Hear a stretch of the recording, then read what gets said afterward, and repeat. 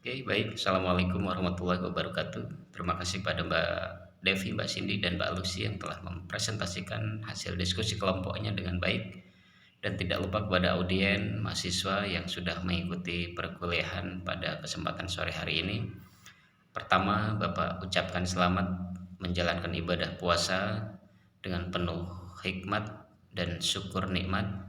Semoga segala amal ibadah kita diterima oleh Allah Subhanahu wa taala hingga bisa melaksanakan satu bulan penuh dengan penuh kesyukuran ya.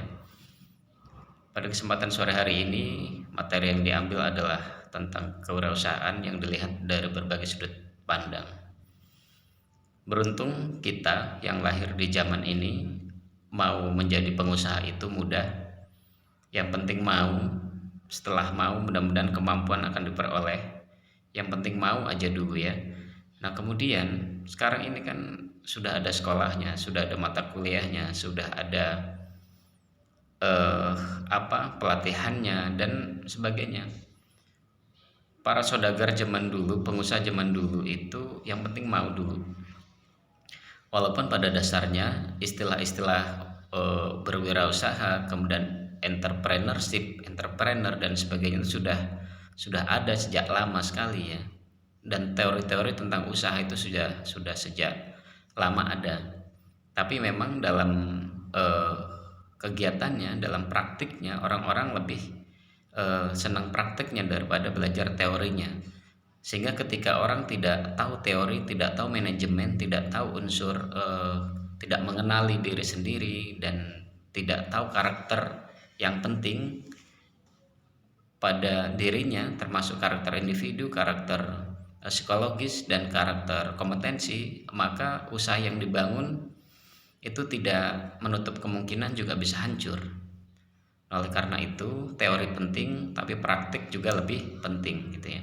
Maka kita memang harus betul-betul mampu melihat unsur-unsur dan cara pandang dari ahli-ahli yang dituliskan di sini. Ada ahli ekonomi, ada ahli manajemen, ada ahli psikologi, ada ahli eh, apa namanya. Tentunya kalau menjadi pemodal itu juga harus menjadi orang yang ahli dalam mengumpulkan eh, modal ya, dalam mengumpulkan pundi-pundi keuangan yang bisa dijadikan sebagai modal atau berinvestasi oleh si pelaku bisnis itu. Maka ketika kita sudah mampu memahami, mampu mengerti tentang apa yang dimaksud dengan kewirausahaan, berwirausaha, pengusaha, maka berbagai sudut pandang ini dari ahli ekonomi, ahli manajemen, psikologi, pemodal, pelaku bisnis ini bisa kita kombinasikan.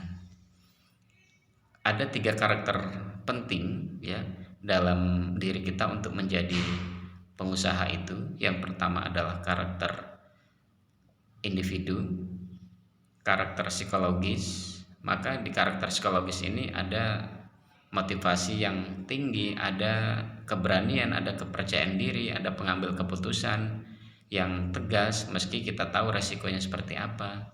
Kemudian karakteristik kompetensi berwirausaha ini menjadi hal yang penting karena di dalam berwirausaha juga harus memiliki kompetensi-kompetensi khusus dalam memajukan usaha yang akan dibangun. Nah, maka ketika kita memiliki kemampuan pandangan dari kumpulan pandangan-pandangan yang ada, kita kombinasikan menjadi satu, maka kita juga akan eh, berani menciptakan produk-produk baru yang bisa mensejahterakan orang lain selain mensejahterakan diri dan keluarganya. Nah, pandangan pemodal atau investor, dia lebih senang kepada orang-orang yang sudah sukses, lebih senang kepada orang-orang yang sudah memiliki kemampuan dan mampu menciptakan kesejahteraan untuk orang lain. Maka dia lebih senang untuk menanamkan modalnya, dia lebih senang untuk menanamkan sahamnya, lebih senang untuk berinvestasi. Proposal yang bagus, yang baik, yang kalian ajukan kepada pemodal, kepada pemilik modal atau pemilik dana untuk berinvestasi, dia akan selalu memiliki 2 poin penting penawaran. Yang pertama keamanan, yang kedua adalah keuntungan.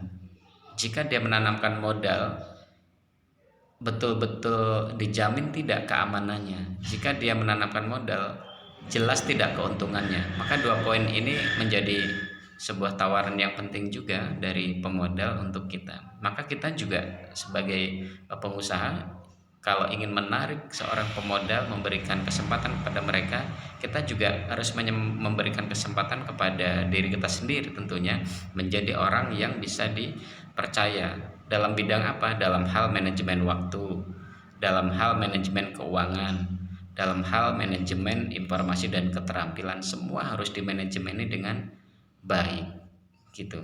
Maka pandangan psikologis ini yang di dalamnya berisi tentang sebuah kekuatan-kekuatan yang berasal dari individu juga, maka ini akan menjadi sebuah kolaboratif yang apik ketika kita mampu untuk mengkomunikasikan dengan baik, menjadi partner dan klien yang baik, sehingga orang-orang yang berbisnis dengan kita juga merasakan keamanan dan kenyamanan yang tinggi. Maka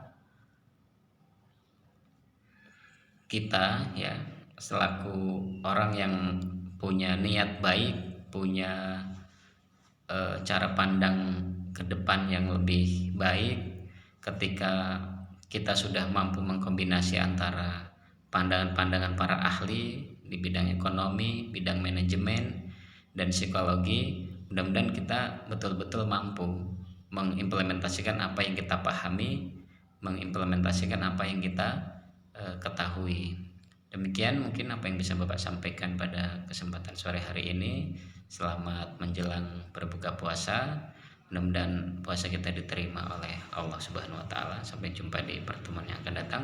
Wassalamualaikum warahmatullahi wabarakatuh.